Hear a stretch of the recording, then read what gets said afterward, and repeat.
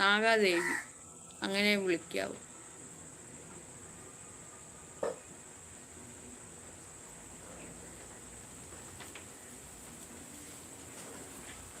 അയ്യേ ഇത് അയ്യേ അയ്യേ അയ്യേന്ന് അയ്യാ അയ്യാന്ന് എന്തുകൊണ്ടോ താൻ പറയുന്നത്? തനിക്കെന്ത് എന്തുകൊണ്ടോ അയ്യ അയ്യാന്ന് പറയാം? താൻ എന്താടോ? തനിക്ക് മലദ്വാരം ഇല്ലയോ?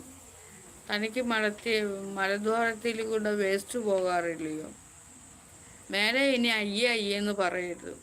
തനിക്ക് എന്തെങ്കിലും അസുഖം ഉണ്ടാവും കേട്ടോ.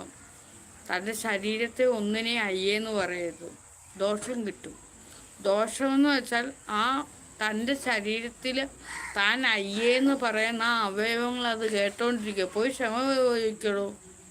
തൻ്റെ മൂലത്തിനോട് പോയി ക്ഷമ ചോദിക്കടോ. താൻ മൂലത്തിനെയാണ് അവഗണിക്കുകയും പുച്ഛിക്കുകയും പരിഹസിക്കുകയും ചെയ്തത്.